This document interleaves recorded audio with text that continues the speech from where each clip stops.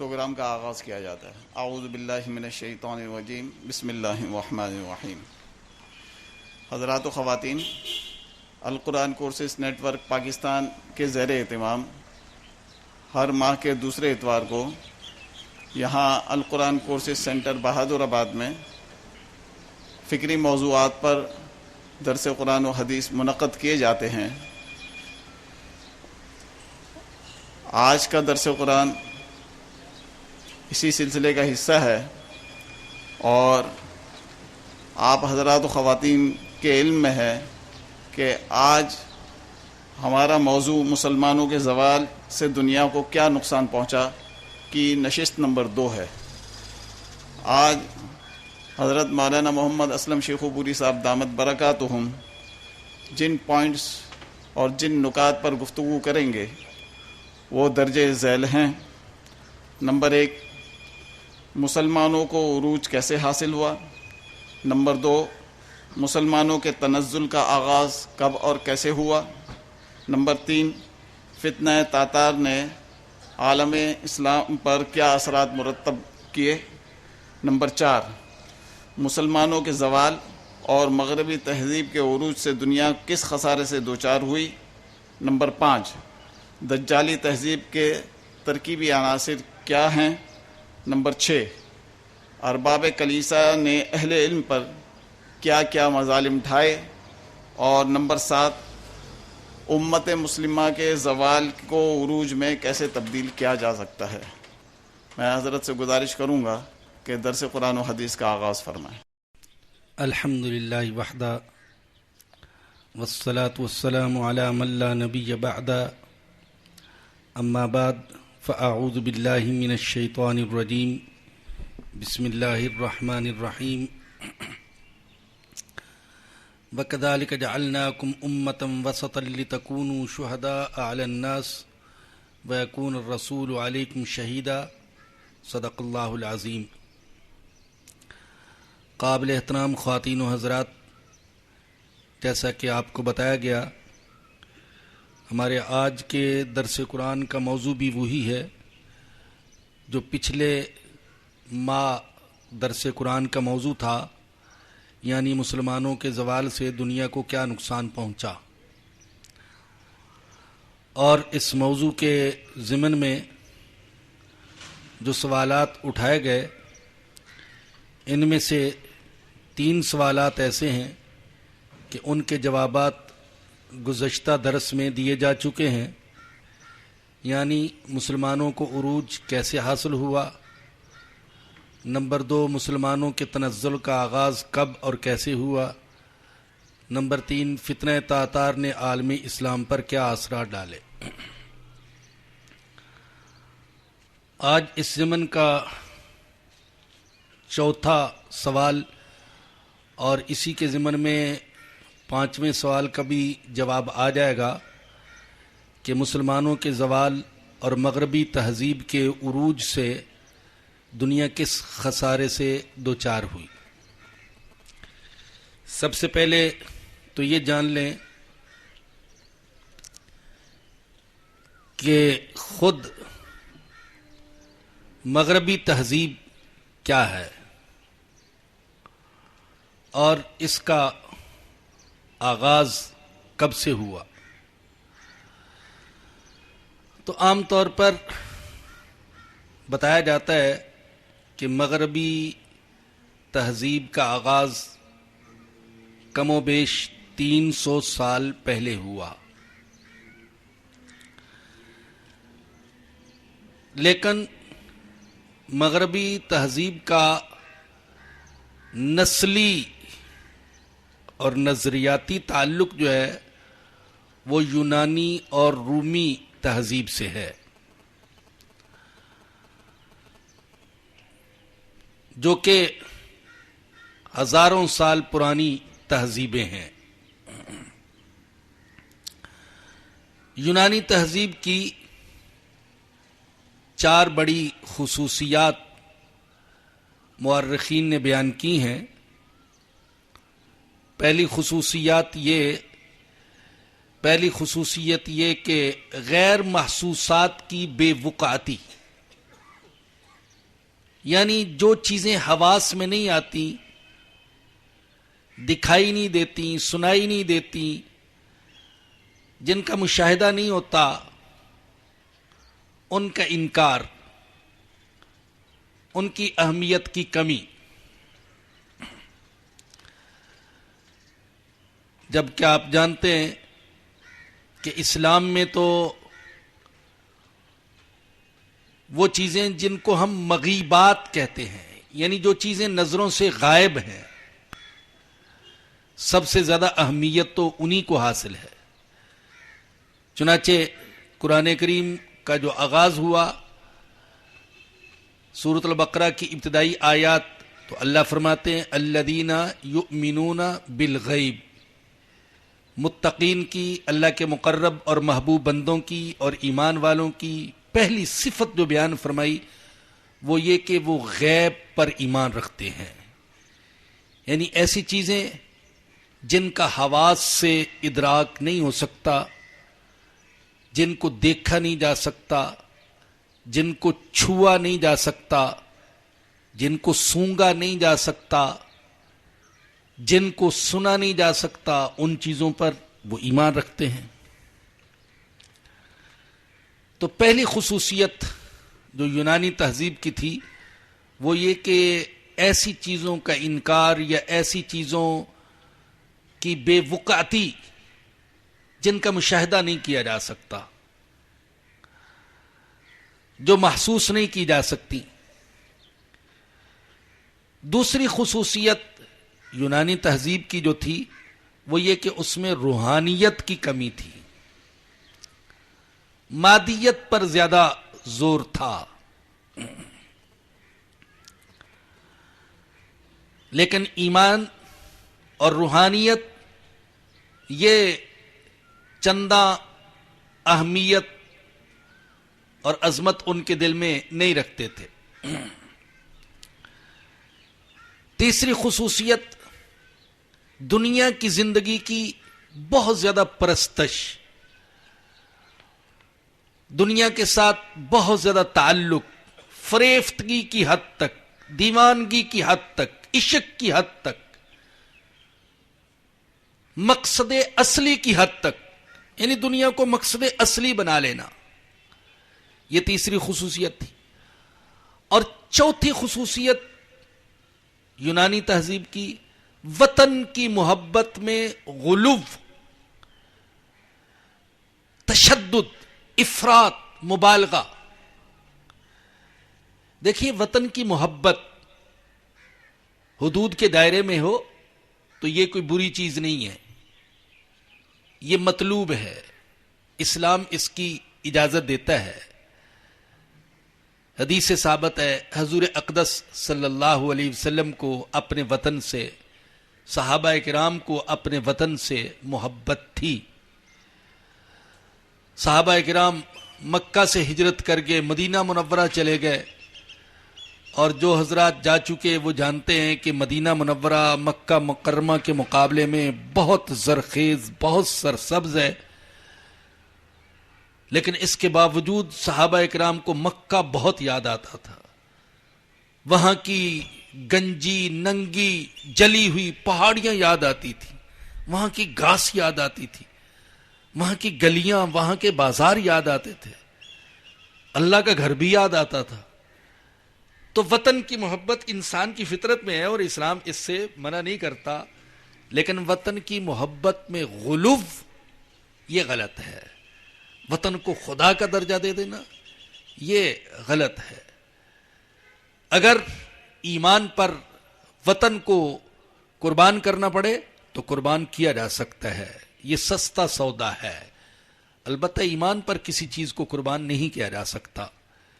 حضور اقدس صلی اللہ علیہ وسلم نے مکہ باوجود ہے کہ آپ کے آباء و اجداد کا وطن تھا اور جسے کہتے ہیں جنم بھومی تھا، وہیں آپ کی ولادت ہوئی، وہیں اٹھان ہوئی، وہیں بچپن گزرا، وہیں جوانی، وہیں نبوت ملی، لیکن اس کے باوجود مدینہ منورہ والوں سے، انصار سے کہہ دیا تھا کہ میرا جینا بھی تمہارے ساتھ ہے، میرا مرنا بھی تمہارے ساتھ ہے۔ جب مکہ فتح ہوا تو انصار کو خیال ہوا کہیں ایسا نہ ہو کہ اب حضور اقدس صلی اللہ علیہ وسلم ہمیں چھوڑ کر مکہ ہی میں آ بسیں، اس لیے کہ آپ کا وطن ہے۔ تو حضور اقدس صلی اللہ علیہ وسلم نے ان کو تسلی دی کہ نہیں، ایسا نہیں ہوگا، میرا جینا بھی تمہارے ساتھ اور میرا مرنا بھی تمہارے ساتھ ہے۔ تو یہ 4 خصوصیات تھیں یونانی تہذیب کی۔ جو چیزیں نظر نہیں آتی ان کا انکار یا ان کی اہمیت کی کمی، روحانیت کا فقدان، دنیا کی زندگی کی بہت زیادہ پرستش، اور وطن کی محبت میں از حد غلو۔ پھر رومی تہذیب یہ بھی یونانی تہذیب کی جانشین بنی، تو عیسائیوں میں بھی ان دونوں تہذیبوں کے اثرات منتقل ہوئے، یونانی تہذیب کے بھی اور رومی تہذیب کے بھی۔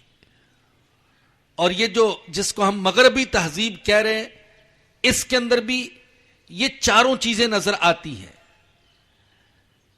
مغیبات یعنی جو چیزیں عقل سے ماورا ہیں، حواس سے ماورا ہیں، ان کا انکار، اور روحانیت کا ایک قسم کا مذاق، اور دنیا کی محبت میں بہت آگے نکل جانا، اور وطن کی محبت میں غلو۔ اگر آپ دیکھیں گے تو یہ 4 چیزیں ہمیں مغربی تہذیب میں بھی نظر آتی ہیں۔ عیسائیت میں ایک وقت ایسا گزرا ہے کہ رہبانیت کا بہت چرچا ہو گیا۔ اللہ نے قرآن کریم میں بھی اس کا ذکر کیا، وَرَهْبَانِيَّةً ابْتَدَعُوهَا مَا كَتَبْنَا عَلَيْهِمْ إِلَّا ابْتِغَاءَ رِضْوَانِ اللَّهِ فَمَا رَعَوْهَا حَقَّ رِعَایَتِهَا۔ تو رہبانیت کا بڑا چرچا ہوا، یعنی ترک دنیا، اپنے خیال میں اپنے معبود کو، اپنے خالق اور مالک کو خوش کرنے کے لیے دنیا سے لا تعلقی، اہل و عیال سے، رشتہ داروں سے کنارہ کشی، پہاڑوں کی غاروں اور جنگل کے تاریک گوشوں میں گوشہ نشینی، اچھی چیزوں سے، لذیذ غذاؤں سے، صاف ستھرے لباس سے ایک قسم کی نفرت۔ ایسا چرچا ہوا رہبانیت کا کہ جو اللہ نے قرآن کریم میں فرمایا کہ رہبانیت کو انہوں نے شروع تو کیا تھا اپنے خیال میں اللہ کو راضی کرنے کے لیے، لیکن ان کی حدود کا لحاظ نہ کر سکے، رہبانیت کی حدود کا لحاظ نہ کر سکے اور حد سے آگے بڑھ گئے۔ جو جتنا گندا رہتا تھا اسے اتنا ہی نیک سمجھا جاتا تھا، جو اپنے آپ کو جتنی زیادہ تکلیف دیتا وہ اتنا ہی خوش ہوتا تھا کہ میرا مالک، میرا خالق، میرا اللہ مجھ سے خوش ہو رہا ہے۔ ایسے راہب بھی تھے جو زندگی بھر کوئی اچھی غذا استعمال نہیں کرتے تھے، صرف گھاس پر گزارا کرتے تھے۔ ایسے بھی تھے جو سال ہر سال کھڑے رہتے تھے، تھک جاتے تو دیوار یا چٹان کے ساتھ ٹیک لگا کر تھوڑا سا سکون لے لیتے، وگرنہ نہ بیٹھتے تھے نہ لیٹتے تھے۔ بعض راہبوں کے بارے میں پڑھا کہ عیسائیوں کے ہاں فخریہ طور پر ان کا ذکر کیا جاتا تھا کہ فلاں ایسا اللہ والا راہب گزرا ہے کہ 50 سال تک اس کے منہ پر پانی کا ایک چھینٹا بھی نہیں لگا، پانی کا ایک قطرہ بھی نہیں پڑا۔ اس بات کو فخریہ طور پر بیان کیا جاتا تھا۔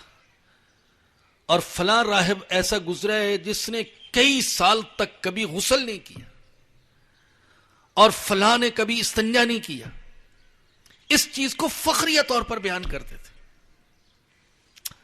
اللہ اکبر، میرے بھائیوں میری بہنوں، اللہ کا شکر ادا کیا کریں جس نے ہمیں حضور اقدس صلی اللہ علیہ وسلم کی برکت سے، آپ کے واسطے سے ایسا بے مثال مذہب عطا فرمایا کہ طہارت، نظافت اور صفائی اس کا ایک جز ہے، بہت بڑا حصہ ہے۔ کہاں تو وہ جو یہ سمجھتے تھے کہ ساری زندگی پانی کا ایک قطرہ اس کے منہ پر نہیں پڑا لہذا وہ بڑا مقرب اور اللہ کا بڑا محبوب ہے، اور کہاں وہ مذہب جس میں 5 دفعہ تو وضو ہے ہی، اگر کوئی سارا دن ہی با وضو رہے تو وہ اور زیادہ اللہ کا مقرب اور محبوب ہوتا ہے۔ جتنا اپنے آپ کو پاک صاف رکھے اتنا ہی اللہ اس سے خوش ہوتا ہے۔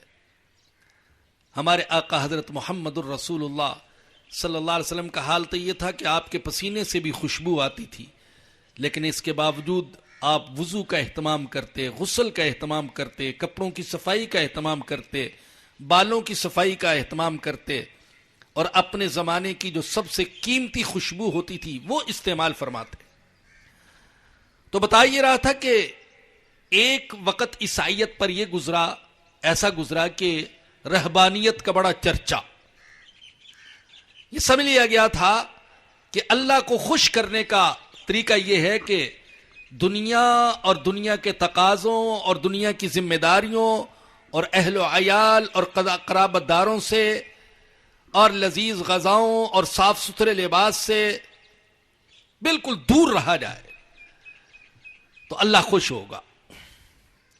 11ویں صدی عیسوی تک اہل کلیسا یہ چھائے رہے، ان کا راج تھا پوری عیسائی دنیا پر۔ اس کے بعد مذہب اور عقل میں، یا یوں کہہ لیں کہ اہل کلیسا اور روشن خیالوں میں چپقلش شروع ہو گئے، لیکن اقتدار تھا ارباب کلیسا کا۔ چنانچہ جو شخص بھی کلیسا کی روایات سے ہٹ کر، بائبل کی آیات سے ہٹ کر، عیسائیت کی قدیم تعلیمات سے ہٹ کر کوئی سوچ، کوئی نظریہ، کوئی تحقیق پیش کرتا تو اسے عبرت کا نشان بنا دیا جاتا تھا۔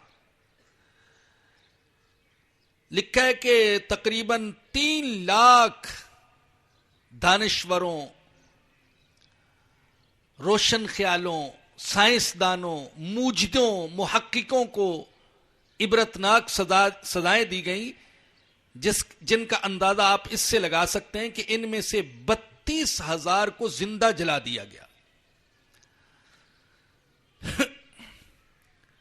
پھر یہ جو روشن خیال تھے، محققین، موجدین، سائنسدان، یہ اہل کلیسا کے خلاف اٹھ کھڑے ہوئے اور انہوں نے ہر اس چیز کا انکار کرنا شروع کر دیا جس کی نسبت مذہب کی طرف یا کلیسا کی طرف تھی۔ دانشوروں کے درمیان اس کا نتیجہ یہ نکلا کہ دانشوروں نے، سائنسدانوں نے، محققین نے، موجدین نے ہر اس چیز کا انکار کرنا شروع کر دیا جس کی نسبت مذہب یا کلیسا کی طرف تھی، خواہ وہ عقیدہ ہو، وہ علم ہو، وہ آداب ہوں، وہ اخلاق ہوں، وہ مذہبی عبادات اور مذہبی روایات۔ حقیقت میں سخت افراط و تفریط پائی جاتی تھی ان دونوں طبقوں میں۔ ایک طرف اہل کلیسا تھے جو ہر نئی تحقیق کو، ہر نئی ایجاد کو، ہر نئی فکر کو الحاد اور بے دینی کا نام دیتے تھے، اور دوسری طرف وہ روشن خیال تھے جو ہر اس چیز کی نفی کرتے تھے جس کی نسبت مذہب کی طرف تھی۔ پھر روشن خیالوں نے ایسا پروپیگنڈا کیا کہ عوام کو مذہب کے نام سے بھی نفرت ہو گئی، روحانیت کا مذاق اڑایا جانے لگا، مادیت کا غلبہ ہو گیا، اور وہ اس میں امتیاز نہ کر سکے کہ یہ جو ارباب کلیسا ہماری تحقیقات کا مذاق اڑاتے ہیں یا انہیں الحاد کہتے ہیں، تو اس میں کہاں تک مذہب ذمہ دار ہے اور کہاں تک مذہبی رہنما ذمہ دار ہیں؟ اس لیے کہ دو چیزیں الگ الگ ہیں، مذہب اور مذہبی رہنما. تو ہو سکتا ہے ایک چیز مذہب کی نظر میں صحیح ہو، لیکن مذہبی رہنما اپنے تعصب کی وجہ سے، اپنی تنگ نظری کی وجہ سے، اپنے جمود کی وجہ سے وہ اس کا انکار کرتے ہوں، مگر روشن خیال اس میں امتیاز نہ کر سکے. یہ جو آج کوشش ہو رہی ہے نا کہ بھائی وہی ماحول پیدا کیا جائے جو کسی وقت ارباب کلیسا اور دانشوروں کے درمیان تھا، وہی ماحول، وہی جنگ، وہی چپکلش پیدا کی جائے، اور جیسے اس وقت کے دانشوروں نے ہر اس چیز کی نفی کر دی، انکار کر دیا جس کی نسبت مذہب کی طرف تھی، تو آج بھی یہ کوشش ہو رہی ہے کہ ایسا ماحول بنایا جائے، لیکن ایسا ماحول کوشش کے باوجود بنایا نہیں جا سکتا، اس لیے کہ الحمدللہ ہمیں اللہ پاک نے جو مذہب دیا اور مذہبی رہنما دیے، وہ کسی بھی صحیح تحقیق یا صحیح ایجاد اور صحیح فکر کی نفی نہیں کرتے اور اس کو الحاد اور بے دینی نہیں کہتے. کوئی عالم ایسا نہیں جو چاند پر پہنچنے کے دعوے کو بے دینی کہتا ہو، کہ جو دعویٰ کرے گا کہ ہم چاند پر پہنچ گئے ہیں تو وہ بے دین ہے. کوئی عالم ایسا نہیں، کوئی عالم ایسا نہیں کہ جو اس کو بے دینی کہے کہ اگر ہم یہ نظریہ پیش کریں کہ چاند گھوم رہا ہے، ستارے گھوم رہے ہیں اور سورج گھوم رہا ہے، زمین گھوم رہی ہے، تو یہ بے دینی ہے. کوئی عالم ایسا نہیں ہے جو ایسی بات کہہ سکے، سوائے کہ بہت ہی کم علم ہو، جس کو دنیا کا پتہ ہی نہ ہو. وگرنہ جو قرآن اور حدیث پر نظر رکھنے والا عالم ہے وہ ان چیزوں کا انکار نہیں کرتا اور ان چیزوں کو بے دینی قرار نہیں دیتا. تو عرض کر رہا تھا کہ اس وقت یہ ماحول پیدا ہو گیا. آج مسلمانوں کے اندر بھی بعض یہ کوشش کر رہے ہیں، اور اکثر اس کے حوالے ہمیں بعض دانشوروں، صحافیوں، کالم نگاروں کی تحریرات میں ملتے ہیں کہ مذہب ایک انسان کا پرائیویٹ معاملہ ہے اور اس کے بارے میں ہمیں کوئی بحث نہیں کرنی چاہیے. تجارت ہم جیسے چاہیں کریں، حکومت جیسے چاہیں چلائیں، سیاست جیسے چاہیں کریں، لیکن مذہب وہ اپنی ذاتی زندگی سے تعلق رکھتا ہے، گھر کی زندگی سے تعلق رکھتا ہے، اس کا بازار سے، مارکیٹ سے، ایوان حکومت سے، بین الاقوامی سیاست سے اس کا کوئی تعلق نہیں ہے. تو یہ مادی سوچ، یہ دجالی سوچ، یہ پوری مغربی تہذیب پر چھائی ہوئی ہمیں نظر آتی ہے. اور میں اگر اس دجالی اور مادی سوچ کا ایک جملے میں خلاصہ نکالنا چاہوں تو وہ حضرت مولانا سید ابو الحسن علی ندوی رحمت اللہ علیہ کے الفاظ میں یہ ہوگا. حضرت نے فرمایا کہ آج کی جو مغربی اور دجالی تہذیب کا ہے اس کا حقیقت میں نعرہ یہ ہے کہ لا موجود الا البطن والمعدہ، کچھ موجود نہیں ہے سوائے پیٹ اور معدے کے، کوئی چیز نہیں. جبکہ اسلام کا نعرہ کیا ہے؟ لا موجود الا اللہ، لا معبود الا اللہ، لا محبوب الا اللہ، لا مقصود الا اللہ. اسلام کا نعرہ تو یہ کہ اللہ کے سوا کوئی محبوب نہیں، اللہ کے سوا کوئی مقصود نہیں، اللہ کے سوا کوئی معبود نہیں، اور حقیقت یہ کہ اللہ کے سوا کوئی موجود نہیں. حقیقی وجود تو صرف اللہ کا ہے. جبکہ مغربی تہذیب نے جو نعرہ دیا، جو سوچ دی، وہ یہ کہ پیٹ کے سوا، معدے کے سوا، مادی فائدے کے سوا اور کوئی چیز موجود نہیں ہے. اصل مقصود انسان کی زندگی کا معدہ اور پیٹ اور اپنی نفسیاتی خواہشات کی تکمیل ہے۔ تو یہ جو چوتھا اور پانچواں سوال تھا کہ مسلمانوں کے زوال اور مغربی تہذیب کے عروج سے دنیا کس خسارے سے دوچار ہوئی، تو ان دونوں سوالوں کا جواب دینے کی کوشش کی گئی، اور یہیں سے ہم منتقل ہوتے ہیں چھٹے سوال کی طرف کہ دجالی تہذیب کے ترکیبی عناصر کیا ہیں۔ دجال اور دجالی تہذیب کے بارے میں بہت سی کتابیں لکھی جا چکی، بہت سی کتابیں لکھی جا رہی ہیں، کچھ ہی وقت میں اس وقت بہت سی کتابیں منظر عام پر آئی ہیں۔ میں ان کتابوں کے اور احادیث کے مطالعے کے بعد جس نتیجے پر پہنچا ہوں، میں سمجھتا ہوں کہ دجالی تہذیب کے 4 ترکیبی عناصر ہیں۔ سب سے پہلا عنصر اس کا وہ ہے دجل، جیسا کہ حضرت ندوی رحمت اللہ علیہ نے بھی لکھا کہ دجال کا سب سے بڑا تعارف خود دجال کا نام ہے۔ دجال کا یہ جو لفظ ہے یہ دجال کا سب سے بڑا تعارف ہے۔ دجال کا معنی کیا ہے؟ فریب دینے والا، دھوکہ دینے والا، ملمہ سازی کرنے والا۔ یہ جو دجالی تہذیب ہے، اور میں مغربی تہذیب کو بھی دجالی تہذیب ہی سمجھتا ہوں، اس کا پہلا عنصر وہ دجل اور فریب ہے، دھوکہ، جھوٹ، ملمہ سازی۔ لیکن یہ کہ عام دکاندار دھوکہ دیتا ہے کھانے پینے کی چیزوں میں، استعمال کی چیزوں میں، اور یہ دھوکہ دیتے ہیں نظریات میں، افکار میں۔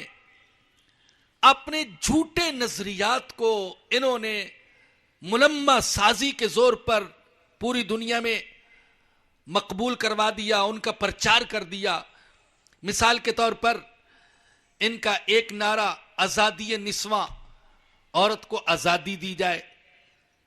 اب یہ بظاہر بڑا خوبصورت نعرہ ہے، جب یہ آزادی نسواں کا نعرہ لگاتے ہیں اور اس میں عورت کی مظلومیت کو بیان کرتے ہیں، تو بعض دیہاتوں کی عورتوں کے مناظر دکھاتے ہیں، عورت کتنی مظلوم ہے، جلی ہوئی عورتوں کے مناظر دکھاتے ہیں، اور ستم چشیدہ عورتوں کی کہانیاں بیان کرتے ہیں کہ عورت کتنی مظلوم ہے۔ لیکن کیا واقعی یہ مظلوم عورت کو حق دینا چاہتے؟ نہیں، یہ عورت کو مزید ظلم و ستم کا نشانہ بنانا چاہتے ہیں۔ آزادی نسواں کے نعرے کا مقصد عورت کو حقوق دینا نہیں ہے، بلکہ عورت کو ایک جنس ارزاں بنانا، ایک عیاشی کا سامان بنانا۔ آپ بتائیے کہ پردے کا کیا تعلق ہے آزادی نسواں کے ساتھ؟ کہ عورت کو اگر پردے سے محروم کر دیا جائے تو عورت کو آزادی مل جائے گی؟ عورت کو شوک پیس بنا دیا جائے تو کیا یہ عورت کو آزادی مل گئی؟ عورت کو بدکاری کی، زناکاری کی آزادی دے دی جائے تو کیا یہ عورت کو آزادی مل گئی؟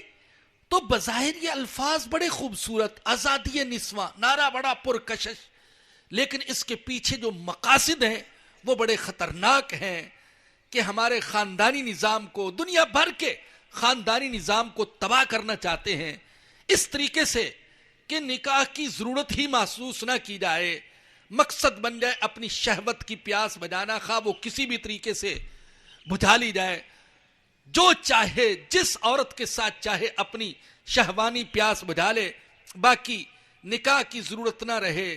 کہاں تو وہ عورت جو منکوحہ بن کر حقوق کی حقدار بنتی ہے اور گھر کی شہزادی بنتی ہے، اور کہاں وہ عورت جو چند روپے کے بدلے میں بازاروں میں، چرواہوں میں، مارکیٹوں میں اپنی عزت و ناموس بیچتی پھرتی ہے۔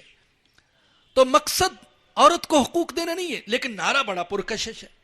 اسی طریقے سے یہ آزادی رائے کہ بھئی ہر شخص کو حق حاصل ہے اپنی رائے کا اظہار کر سکے، اب بظاہر بڑا پرکشش نعرہ ہے، کسی پر کوئی پابندی نہیں، جو چاہے اپنی رائے کا اظہار کرتے، بہت اچھا نعرہ ہے۔ لیکن ظالم اس نعرے کی آڑ میں کیا چاہتے ہیں کہ جو چاہے اللہ کا مذاق اڑا دے، جو چاہے نبی کا مذاق اڑا دے، جو چاہے قرآن کا مذاق اڑا دے، جو چاہے مقدس شخصیات کا مذاق اڑا دے، فرشتوں کا مذاق اڑا دے، جب اعتراض کریں ایسا کیوں کرتے ہو، وہ کہتے ہیں یہاں تو آزادی رائے ہے، ہر شخص کو اپنی رائے پیش کرنے کا حق حاصل ہے، اس پر ہم کوئی قدغن کوئی پابندی نہیں لگا سکتے۔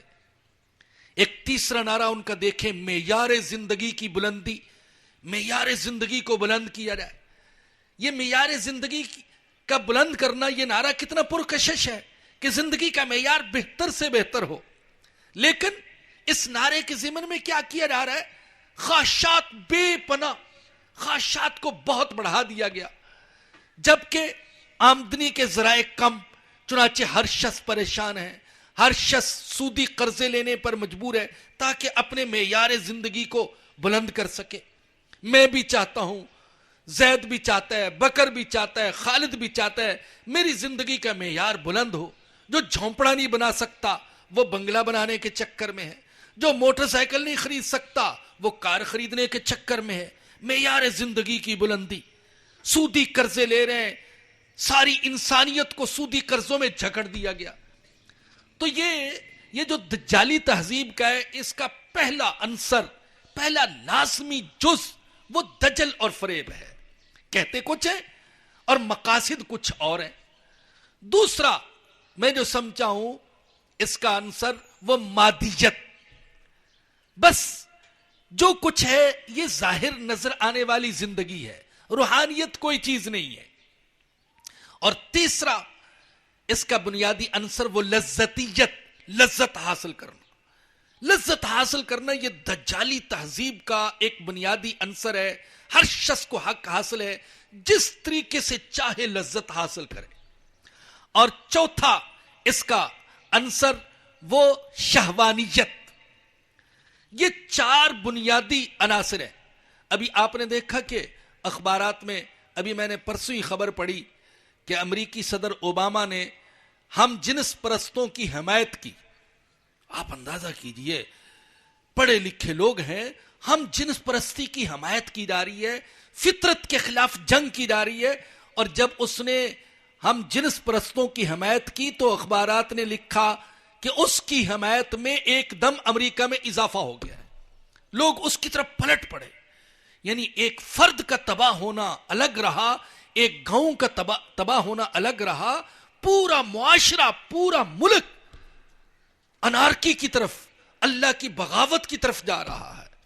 وہ گناہ جس کی وجہ سے ایک قوم کو صفحہ ہستی سے مٹا دیا گیا، اور اس طریقے سے مٹایا گیا کہ کسی قوم کو ایسا عذاب نہیں دیا گیا جو عذاب ہم جنس پرست قوم کو دیا گیا۔ یعنی ان کی بستی کو اٹھا کر آسمانوں تک لے جایا گیا اور وہاں سے الٹا پٹک دیا گیا، یہاں تک کہ سب تباہ و برباد ہو گئے۔ تو آج اس شخص نے، اوباما نے ان کی حمایت کی، اس قوم کی حمایت کی جو اس گندے عمل میں مبتلا ہے، تو پورے امریکہ میں اس کی حمایت میں اضافہ ہو گیا۔ آپ اگر غور کریں تو دجالی تہذیب اور اسلامی تہذیب میں سخت تضاد اور ٹکراؤ ہے۔ اور بار بار میں اس کی وضاحت کرتا ہوں کہ آج کی مغربی تہذیب، اپنے اساتذہ، اپنے مشائخ کے افادات کی روشنی میں کہہ رہا ہوں، آج کی مغربی تہذیب حقیقت میں دجالی تہذیب ہے۔ تو اس مغربی تہذیب کا اسلامی تہذیب سے کوئی تعلق نہیں بلکہ تضاد ہے۔ اور آج سب سے بڑی جو جنگ ہے ان دو تہذیبوں کے درمیان ہے کہ دیکھیے کون سی تہذیب غالب آتی ہے، دجالی تہذیب غالب آتی ہے یا اسلامی تہذیب غالب آتی ہے۔ آپ دیکھیں، میں نے عرض کیا کہ دجالی اور مغربی تہذیب میں تو پہلا عنصر جو ہے وہ دجل ہے، فریب۔ لیکن اسلامی تہذیب میں کیا ہے کہ حق اور سچ، جو حق ہے اس کو حق کہو اور جو باطل ہے اس کو باطل کہو، باطل کو باطل کہو اور اس کے ختم کرنے کی کوشش کرو، حق کو حق کہو اور اسے پھیلانے کی کوشش کرو۔ ہمیں سکھایا گیا کہ تم اللہ سے دعا کیا کرو، اللہم ارنا الحق حقا وارزقنا اتباعہ وارنا الباطل باطلا وارزقنا اجتنابہ۔ اے اللہ، ہمیں جو حق ہے اس کا حق ہونا بتا دے، سمجھا دے، دل میں اتار دے اور اس کی اتباع کی توفیق دے دے، اور باطل کا باطل ہونا ہم پر کھول دے اور پھر اس سے بچنے کی ہمیں توفیق دے دے. اسی طریقے سے بڑی پیاری دعا اللہم ارنی حقیقت الاشیاء کما ہی، اے اللہ ہمیں چیزوں کی حقیقت بتا دے، چیزوں کی حقیقت، شخصیات کی حقیقت، نظریات کی حقیقت، یہ نظریہ، یہ شخصیت، یہ چیز حق ہے یا باطل ہے، اے اللہ ہم پر اس کو کھول دے. تو دجل نہیں ہے بلکہ حقیقت، سچ، حق. جو حق ہے اس کو حق کہو اور حق کو پھیلاؤ، اور جو باطل ہے اس کو باطل کہو اور اس کو مٹانے کی کوشش کرو. اسی طریقے سے اس میں مغربی دجالی تہذیب میں مادیت ہے اور اسلامی تہذیب میں روحانیت ہے. روحانیت کو ایک مبارک جملے میں اگر بیان کرنا چاہوں تو یہاں پر بھی حضرت ندوی رحمت اللہ علیہ کی کتاب کا سہارا لوں گا. انہوں نے جو سورہ کہف کی تفسیر لکھی تو اس میں فرمایا کہ سورہ کہف کی پوری سورہ کہف کی تفسیر کا خلاصہ وہ ایک جملہ ہے، اور وہ کیا؟ ما شاء اللہ، ما شاء اللہ. یہ پوری سورہ کہف کا خلاصہ ہے. ما شاء اللہ کیا مانا؟ ما شاء اللہ کان وما لم یشاء لم یکن. جو اللہ چاہتا ہے ہوتا ہے، جو اللہ نہ چاہے وہ نہیں ہو سکتا. جو مادیت کے پرستار ہیں، جو اسباب کو خدا کا درجہ دیتے ہیں، وہ یہ سمجھتے ہیں کہ ہم اسباب سے سب کچھ کر سکتے ہیں. لیکن ایک مومن کی سوچ یہ کہ اسباب میں اثر اللہ ڈالتا ہے. اللہ چاہے گا تو ہوگا، اللہ نہیں چاہے گا تو نہیں ہوگا. ہمیں 1000 بار نہیں، خدا کی قسم کروڑ بار دکھا دیا جائے اور آنکھوں سے ہم دیکھ لیں کہ اسباب سے یہ کر رہے ہیں، اسباب سے وہ کر رہے ہیں، ہم اس کو نہیں مانیں گے. ہمارا عقیدہ، ہمارا یقین یہی ہے کہ وہی ہوگا جو اللہ چاہے گا، اور جو اللہ نہیں چاہے گا نہیں ہو سکتا. سبب میں اثر اللہ پیدا کرتا ہے. اگر اللہ اثر پیدا نہ کرے تو سبب ہمارے مسئلے حل نہیں کر سکتا ہے، سبب کا نتیجہ ظاہر نہیں ہو سکتا ہے.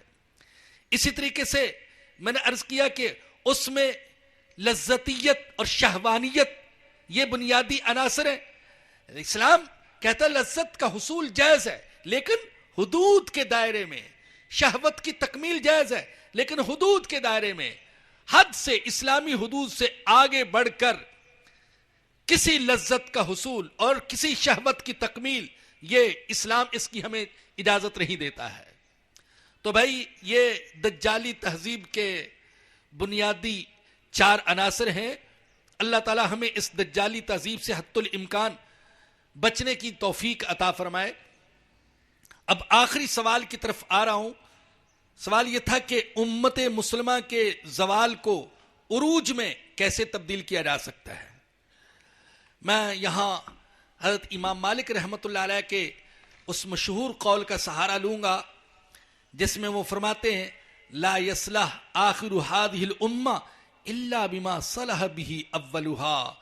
اس امت کے آخری لوگوں کی اصلاح بھی اسی چیز سے ہو سکتی ہے جس چیز سے اس امت کے پہلے لوگوں کی اصلاح ہوئی تھی. جس چیز نے اس امت کے پہلے حصے کے زوال کو عروج میں بدلا تھا، اسی چیز سے اس امت کے آخری حصے کے زوال کو بھی عروج میں بدلا جا سکتا ہے. یہ امام مالک رحمت اللہ علیہ کا قول ہے. اور ایک اور قول سنانا چاہوں گا اپنے قریب کے زمانے کے ایک مفکر، عالم اور قائد کا. 1915 میں مولانا ابوالکلام آزاد نے کہا تھا کہ اگر کوئی شخص زوال امت کا علاج دریافت کرے اور وہ کہے کہ ایک ہی جملے میں امت کے زوال کا علاج بیان کیا جائے، تو میں یہ کہوں گا کہ امت کے زوال کا علاج یہ ہے کہ قرآنی معارف بیان کرنے والے مرشدین اور صادقین پیدا کیے جائیں تو اس امت کے زوال کو عروج میں بدلا جا سکتا ہے. امام مالک رحمت اللہ علیہ نے جو فرمایا کہ اس امت کے پہلے حصے کو جس چیز سے عروج ملا تھا، اس امت کے آخری حصے کو بھی اسی سے عروج مل سکتا ہے، تو وہ کیا چیز تھی جس سے امت کے پہلے حصے کو عروج ملا؟ وہ قرآن تھا۔ قرآن کے ساتھ تعلق، قرآن کا فہم، قرآن پر عمل اور قرآن کو اپنا دستور اور منشور بنانا، یہ چیز تھی جس نے عرب کے بدووں کو اور عرب کے چرواہوں کو زمانے کا امام بنا دیا۔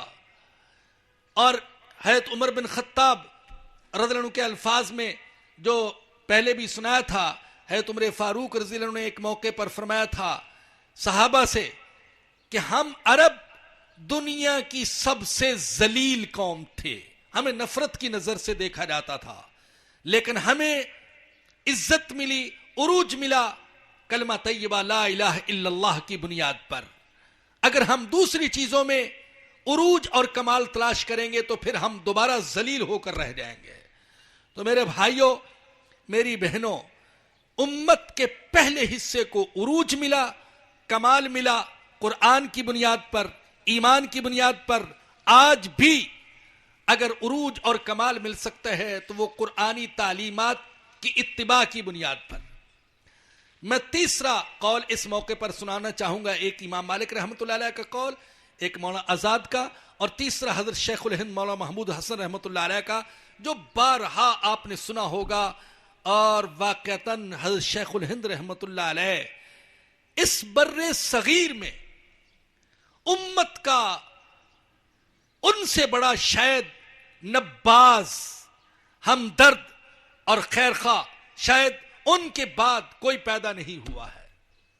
ان سے بڑے علامہ بھی ہیں، ان سے بڑے مفتی بھی ہیں، ان سے بڑے محدث بھی ہیں، ان سے بڑے مفسر بھی ہیں، لیکن امت کا نباز، امت کی نبض پر ہاتھ رکھنے والا اور امت کے عروج و زوال کے اسباب کو سمجھنے والا اور ان کا حل پیش کرنے والا، عملی طور پر اس کے لیے قدم اٹھانے والا، شاید ان سے بڑا کوئی نہ ہو۔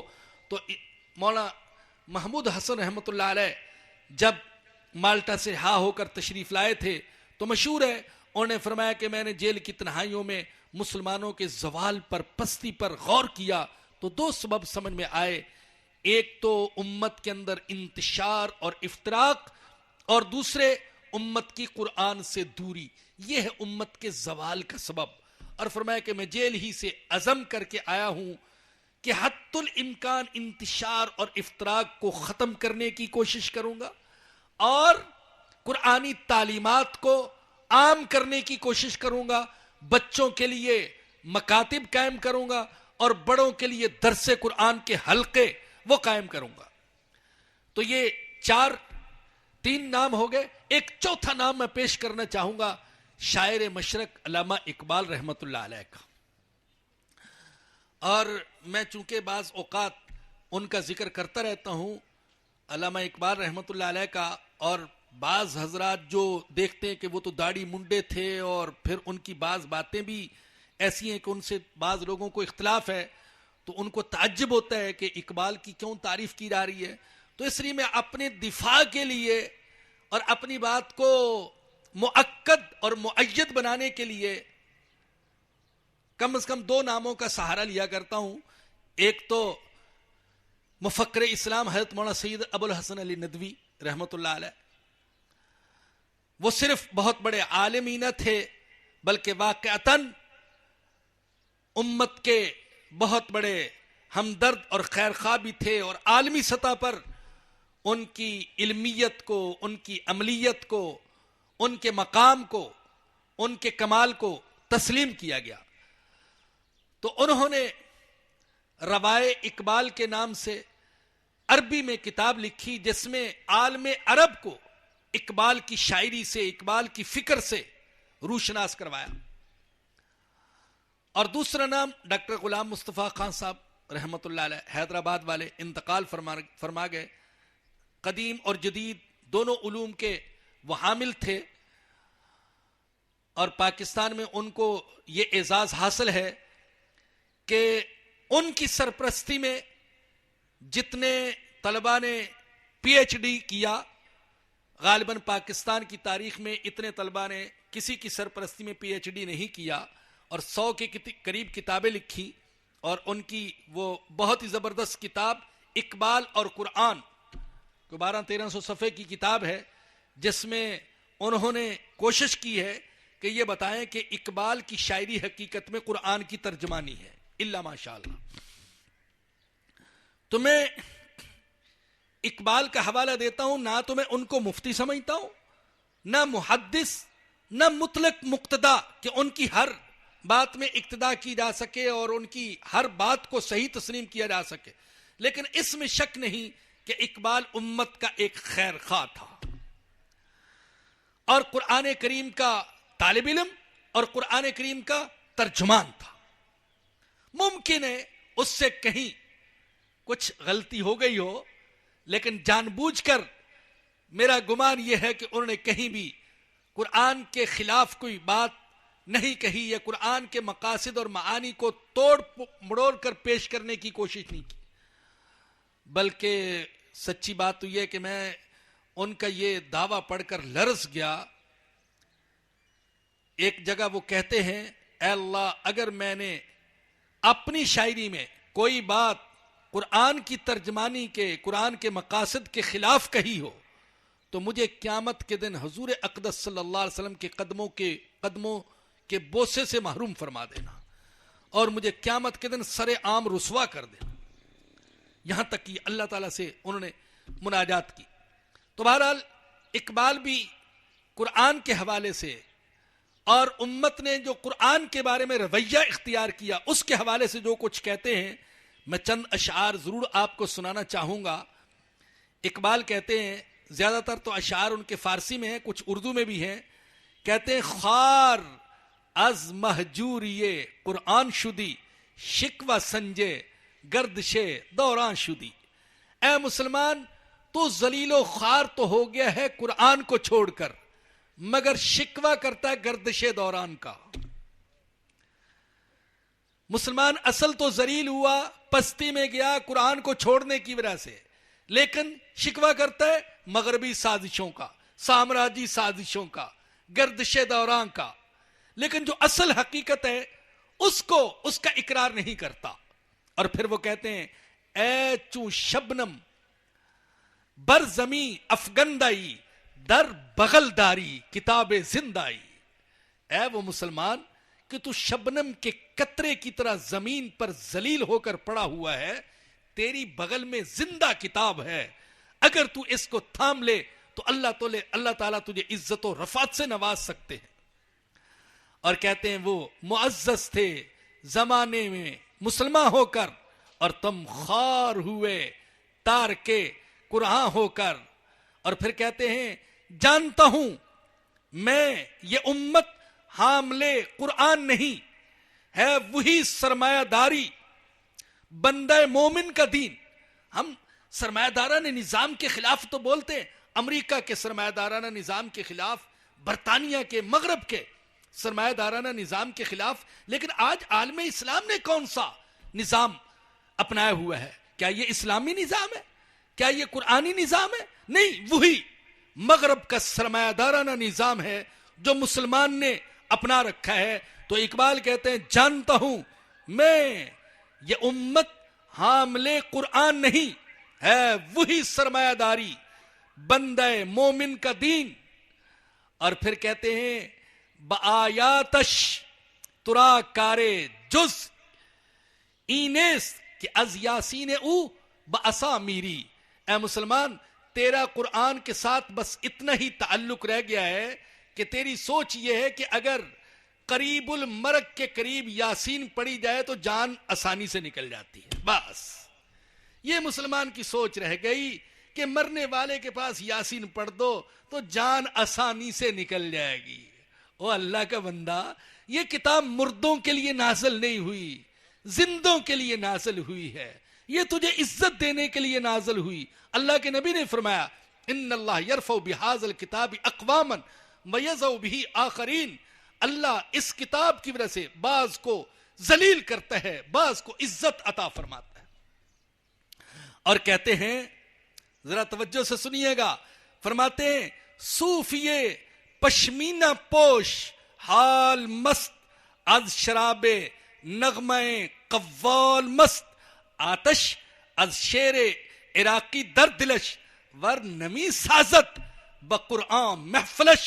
اے اللہ، یہ صوفی صاحب جنہوں نے اون کا لباس پہنا ہوا ہے، قلندرانہ فقیرانہ درویشانہ لباس پہنا ہوا ہے، یہ قوالی سے تو مست ہو جاتے ہیں، اور عراقی کا شعر سن کر اور فلاں کا شعر سن کر ان پر ایک وجد کی کیفیت طاری ہو جاتی ہے، لیکن ان کی محفل میں قرآن کا گزر نہیں ہوتا ہے۔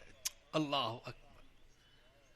کتنے ہی لوگ ہیں جھوٹی حکایتیں، جھوٹی کہانیاں، قوالیاں اور شاعری سن کر اللہ اکبر وجد کی کیفیت، جھومتے، مزہ آ گیا، نوٹ نچھاور کرتے ہیں، پڑھنے والوں پر نوٹ نچھاور کرتے ہیں، مقابلہ جاری ہوتا ہے، لیکن قرآن بیان کرے تو سونے لگتے ہیں، نیند طاری ہو جاتی ہے، قرآن کوئی سننا ہی نہیں چاہتا۔ ایسا ماحول خراب ہوا کہ آج جو اچھے اچھے وائز ہیں وہ بھی کوشش کرتے ہیں کہ میں کچھ تھوڑا سا قوالی بھی کروں تاکہ کم از کم میرا واز تو سن سکے۔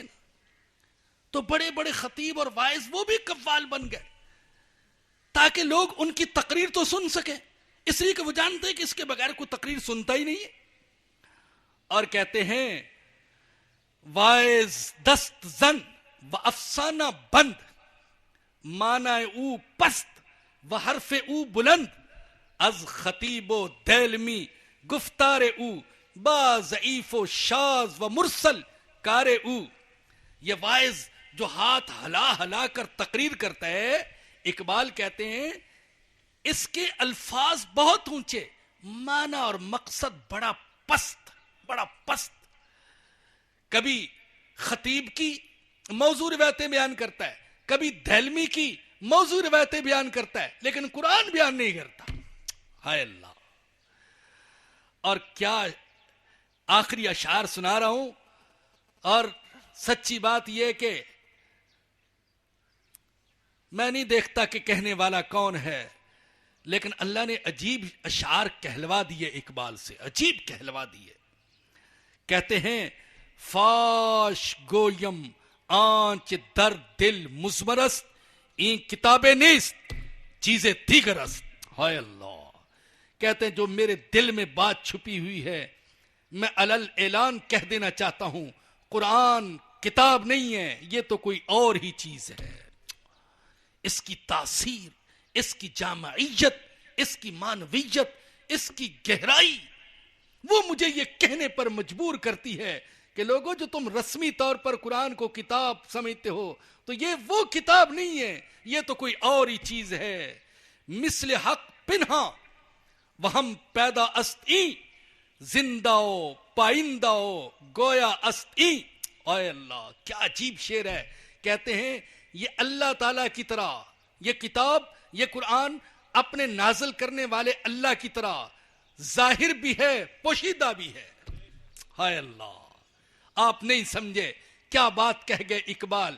اللہ کے بارے میں اگر کہیں کہاں ہے تو آپ کہہ سکتے ہیں کہیں بھی نہیں، اور یہ بھی کہہ سکتے ہیں اللہ تو ہر جگہ ہے، ہر جگہ ہے، مسجد میں بھی وہ، مندر میں بھی وہ، جنگل میں بھی وہ، آبادی میں بھی وہ، فضا میں بھی وہ، ہوا میں بھی وہ، سورج کی کرنوں میں بھی وہ، چاند کی روشنی میں بھی وہ، ہر جگہ وہ ہے، اور ویسے کہیں بھی نہیں ہے۔ اس کا وجود اتنا عام کہ ہر جگہ، اور ویسے کہیں بھی نظر نہیں آتا۔ قرآن آسان اتنا کہ ایک چرواہا بھی سمجھ لے، اور مشکل اور گہرا اتنا کہ خدا کی قسم اگر اس بر ذخیر کے ذہین انسان انور شاہ کشمیری رحمت اللہ علیہ کو نوح علیہ السلام جتنی زندگی مل جاتی، 950 سال، اور وہ قرآن میں غور کے علاوہ کچھ نہ کرتے، تو میں قسم کھا کے کہتا ہوں وہ 950 سال کے بعد کہتے میں قرآن کا حق ادا نہیں کر سکا ہوں، قرآن کی گہرائی تک نہیں پہنچ سکا ہوں۔ گہرا اتنا ہے، جو زمانہ ترقی کرتا جائے گا قرآن کے حقائق کھلتے جائیں گے، اور قرآن اپنے آپ کو منوائے گا۔ یہ یاد رکھنا، قرآن اپنے آپ کو منوائے گا۔ ہم مسلمانوں نے تو قرآن سے بے وفائی کی ہے، قرآن کے حقوق ادا نہیں کیے، لیکن قرآن اپنے آپ کو منوائے گا. یہ زندہ کتاب ہے، ایسے نہیں پادری جل رہے اس کو جلاتے ہیں. ارے ایک پادری کے جلانے سے قرآن دنیا سے مٹ نہیں جائے گا، خدا کی قسم اور ابھرے گا قرآن کریم. اور آخری شعر ہے اقبال کا، وہ کہتے ہیں چوں بجاں رفت، ہوئے چوں بجاں رفت جہاں دیگر شود، جہاں چوں دیگر شود جہاں دیگر شود. وہ کہتے ہیں قرآن جب اندر اتر جاتا ہے تو انسان بدل جاتا ہے، اور جب انسان بدل جائے تو جہان بدل جاتا ہے. جب قرآن اندر اترے، لیکن ہمارے ہاں قرآن اندر کہاں اترتا ہے؟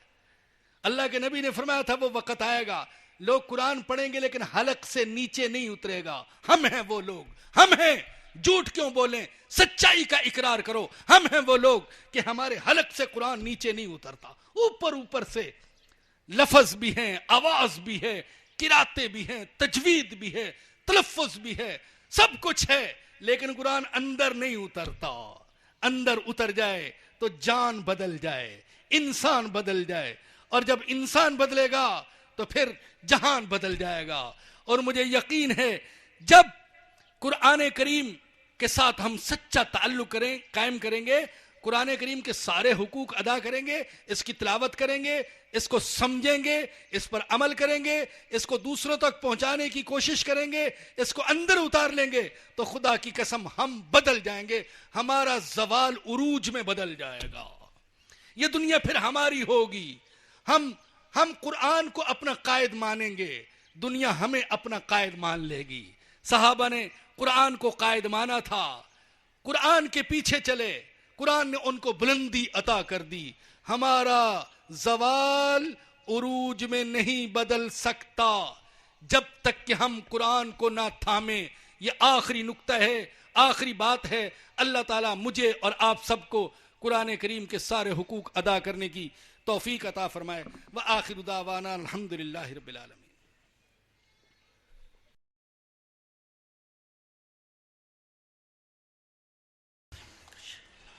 جزاکم اللہ.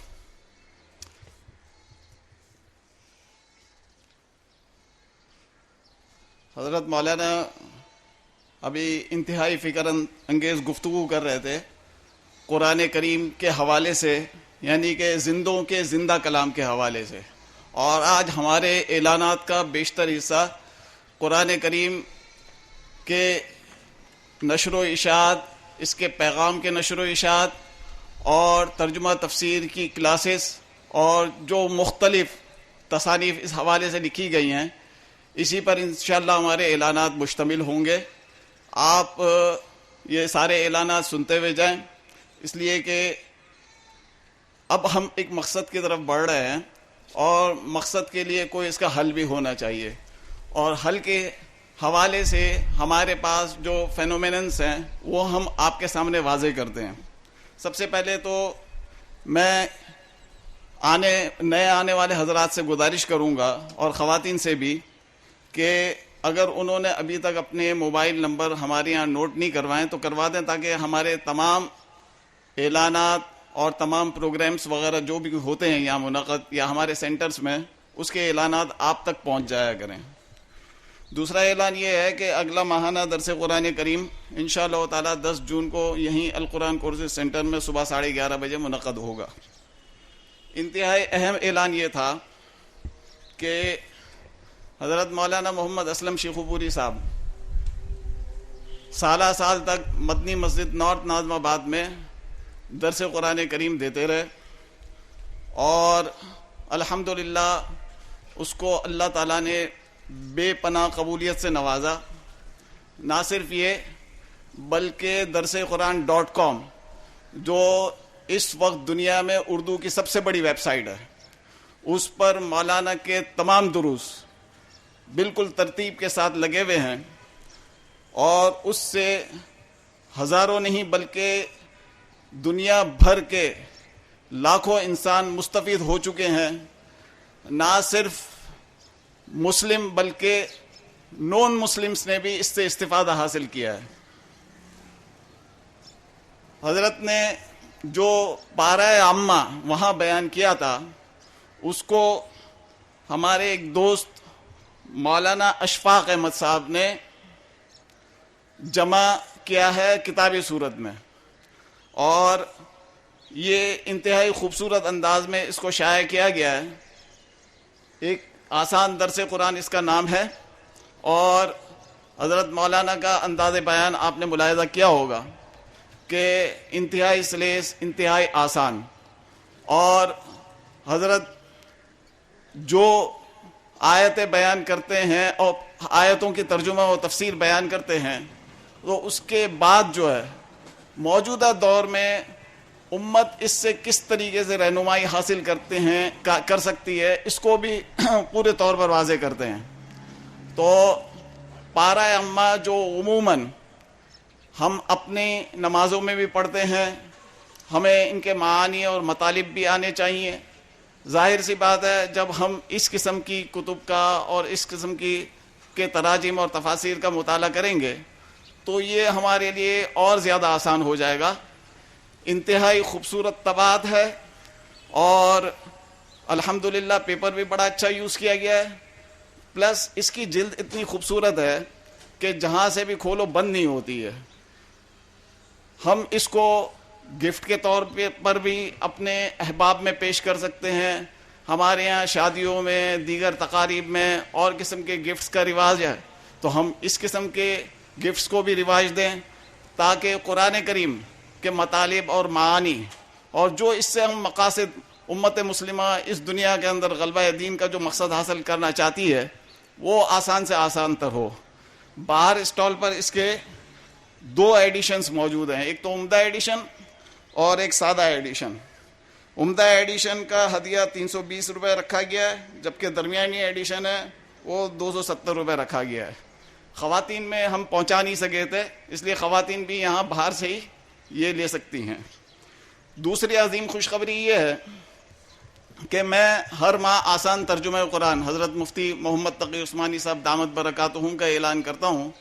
آج اس اعلان کے اندر بھی نیا پن ہے، اور وہ یہ کہ گزشتہ 8 ماہ سے میں ان کے ایک نئے ایڈیشن کا انتظار کر رہا تھا، اور اس کے لیے میں ان کو بار بار کہتا بھی رہتا تھا۔ وہ یہ کہ ان کا ایک ایڈیشن تھا 3 جلدوں پر مشتمل، جو کہ انہوں نے ایک جلد میں کر دیا۔ اس سے پہلے بھی ایک ڈیلکس ایڈیشن یعنی کہ گفٹ ایڈیشن بازار میں آیا تھا، لیکن اب اس کے بعد انہوں نے درمیانی جو ایڈیشن جو 3 جلدوں میں تھا اس کو بھی ایک جلد میں کر دیا ہے۔ کمال یہ ہے کہ یہ اتنا ضخیم ہونے کے باوجود اس کو کسی بھی جگہ سے اگر کھولا جائے، کسی بھی صفحے سے کھولا جائے تو یہ بند نہیں ہوتا ہے، اور بآسانی اس کا مطالعہ کیا جا سکتا ہے، پورا قرآن کریم ایک ہی جلد کے اندر۔ اور آپ کو پتہ ہے کہ آسان ترجمہ قرآن کو اس وقت اللہ تعالیٰ نے جو مقبولیت دی ہے وہ ناقابل بیان ہے، اور الحمدللہ اس آسان امت مسلمہ کے اندر جو اس وقت قرآن کریم سے قربت کا ایک جذبہ پیدا ہو رہا ہے، اور جگہ جگہ جو درس قرآن اور حدیث کے جو سلسلے جگہ جگہ منعقد ہو رہے ہیں، اس کی برکت سے الحمدللہ جو قرآن کریم سے قربت ہو رہی ہے، تو آسان ترجمہ قرآن کی نشر و اشاعت بہت بڑی ہے۔ اور الحمدللہ یہ ایک حقیقت ہے کہ جو جتنے بھی پہلے کے ترجمہ قرآن تھے ان کی اردو لینگویج آؤٹ ڈیٹڈ ہو چکی تھی۔ حضرت مفتی صاحب نے اس کو بالکل اس لینگویج کو ایزی کیا اور بالکل دور جدید کی جو اردو تھی اس میں منتقل کر دیا۔ تو یہ 800 روپے اس کا ہدیہ رکھا گیا ہے، کاسٹ ٹو کاسٹ ہم ساری بکس دے رہے ہیں۔ یہاں ہم کوئی کمانے کا کوئی مقصد نہیں رکھتے، ایک مشنری زیل ہے ہماری، اور اس مشنری زیل کو بروئے کار لاتے ہوئے ہم یہ سارا کام کر رہے ہیں۔ تو یہ آپ میں سے ہر فرد یہ لیتا ہوا جائے۔ نشر و اشاعت کے حوالے سے قرآن کریم کے معانی اور مفاہیم لوگوں کے اندر جاگزین کرنے کے لیے نہ صرف یہ کہ کتب ضروری ہیں بلکہ سینہ بسینہ اس کی پیغام رسانی بھی انتہائی ضروری ہے۔ رمضان المبارک قریب آ رہا ہے انشاءاللہ تعالی، اور القرآن کورسز کے زیر اہتمام پچھلی مرتبہ 40 مراکز میں، شہر کے 40 مراکز میں خلاصہ تفسیر کی کلاسز منعقد کی گئی تھیں۔ چونکہ رمضان قریب آ رہا ہے اس لیے میں ابھی سے ہی یہ اعلان کرنا شروع کر رہا ہوں تاکہ آپ اپنی خواتین کے لیے ابھی سے ہی جو ہے ان کو راضی کرنا شروع کر دیں کہ ان 40 مراکز میں جہاں آپ کا گھر قریب ہو وہاں آپ اپنی خواتین کو بھیج کر اس سلسلے کو مطلب جو اس میں جو ہے ملٹیپلیکیشن کروائیں. آپ اپنی خواتین کو نہ صرف بھیجیں بلکہ جو ہے معاشرے کے دوسرے طبقات میں بھی اس بات کو چلایا جائے. تو انشاءاللہ تعالی رمضان المبارک میں 40 مراکز میں شہر کے خواتین کے لیے اور طالبات کے لیے، ہماری کالج یونیورسٹیز کی طالبات کے لیے یہ سلسلہ شروع کیا جائے گا. روزانہ ایک پارہ صبح 10 بجے سے لے کر 12 بجے تک اس کا خلاصہ تفصیل بیان کیا جائے گا، اور پورے جو ہے 29 یا 30 روزے ہوں گے اس میں پورا قرآن کریم ختم کیا جائے گا. تو آج جو ہے حضرت نے جو پورا قرآن جو امت کے عروج کے حوالے سے جو گفتگو تھی کی، اس میں کنسنٹریشن سارا کا سارا قرآن کریم سے قربت کے حوالے سے تھا. تو یہ مقصد ہمیں کسی صورت میں حاصل کرنا ہے، اور یہ ہمارے اعلانات بھی جو ہے اسی سلسلے کی کڑی ہیں. ہمارے القرآن کورسز کے ایک سرگرم ساتھی ہیں، ان کی ہمشیرہ کا ایک حادثے میں انتقال ہو گیا ہے، ان کی مغفرت کے لیے ہمیں دعا کرنی ہے. ڈاکٹر عافیہ صدیقی کی رہائی کے لیے دعا کرنی ہے. میرے بہنوئی حاجی ہارون اور زینب حاجیانی کی مغفرت کے لیے دعا کرنی ہے. اور ہاں، ایک اور اہم اعلان ہے، وہ یہ کہ اسلام میں حصص کا کاروبار کے حوالے سے یہاں 2 نشستوں پر ایک فکری نوعیت کا درس قرآن و حدیث ہوا تھا. مفتی ارشاد احمد اعجاز جو کہ اسلامی مالیات کے بہت بڑے ایکسپرٹ ہیں، انہوں نے یہاں 2 نشستوں پر مشتمل یہ پروگرام کیا تھا. تو اس میں حصص کے کاروبار کے حوالے سے بہت اہم قسم کے سوالات ہوئے تھے، اور بالکل اپڈیٹ کیا گیا تھا اسلامک ویو پوائنٹ سے. تو یہاں باہر اس کی کیسٹس اور سی ڈیز اویلیبل ہیں. بہت سارے حضرات میرے سے پوچھتے رہتے ہیں، تو جن حضرات کو اس حوالے سے اشکالات ہوں وہ وہاں اسٹال سے لیتے ہوئے جائیں. میں حضرت سے گزارش کروں گا کہ دعا فرمائیں. الحمد للہ رب العالمین والصلاة والسلام علی سید الانبیاء والمرسلین. ربنا ظلمنا انفسنا وان لم تغفر لنا وترحمنا لنكونن من الخاسرین. ربنا لا تزغ قلوبنا بعد اذ هديتنا وهب لنا من لدنك رحمة انك انت الوهاب. اللهم انا نسألك من خير ما سألك منه نبيك محمد صلى الله عليه وسلم، ونعوذ بك من شر ما استعاذ منه نبيك محمد صلی اللہ علیہ وسلم. یا رب العالمین، یا ارحم الراحمین، ہماری غلطیاں کوتاہیاں معاف فرما. اے اللہ، قرآن کریم کے حقوق کی ادائیگی میں ہم سے جو کوتاہیاں ہوئیں معاف فرما. اے اللہ معاف فرما. یا اللہ، جو زندگی باقی ہے اس زندگی میں تیرے حقوق، تیرے پیارے حبیب کے حقوق، یا اللہ تیری کتاب مقدس کے حقوق ہم کو ادا کرنے کی توفیق عطا فرما. یا اللہ، قرآن کریم کو ہمارے دل کی بہار بنا دے، آنکھوں کا نور بنا دے، غم اور پریشانیوں کا علاج بنا دے، زندگی کا امام بنا دے، قبر کا ساتھی بنا دینا، حشر کا سفارشی بنا دینا. یا اللہ، یا اللہ، ہمیں اور ہماری نسلوں کو اور پوری امت مسلمہ کو قرآن کریم کے سارے حقوق ادا کرنے کی توفیق عطا فرما. اس کتاب کی عظمت کو سمجھنے کی توفیق عطا فرما. یا اللہ، ہمارے دل دماغ میں قرآن کا نور اتار دے. اے اللہ، قرآن کا نور عطا فرما دے. اے اللہ، قرآن کا نور عطا فرما دے. یا رب، قرآن کریم کی برکت سے ہماری ساری پریشانیاں دور فرما دے، ہمارے بیماروں کو شفا عطا فرما دے، ہمارے مرحومین کی مغفرت فرما دے. یا اللہ، جن حضرات و خواتین کے لیے دعا کے لیے کہا گیا ان میں سے جو مرحوم ہیں، یا اللہ ان کی مغفرت فرما. جو بیمار ہیں ان کو شفا عطا فرما. عافیہ صدیقی اور اس جیسے دوسرے بھائی بہن جو اپنوں اور غیروں کی قید میں ہے، اے اللہ ان کو آزادی نصیب فرما. یا رب، ایمان والی زندگی عطا فرما، ایمان پر خاتمہ نصیب فرمانا، اور قیامت کے دن حضور اقدس صلی اللہ علیہ وسلم کی شفاعت نصیب فرمانا. ربنا آتنا فی الدنیا حسنۃ وفی الآخرۃ حسنۃ وقنا عذاب النار ربنا تقبل منا انک انت السمیع العلیم وتب علینا انک انت التواب الرحیم صلی اللہ تعالی علی رسولہ وخیر خلقہ سیدنا و مولانا محمد وآلہ وصحبہ واہل بیتہ اجمعین آمین برحمتک یا ارحم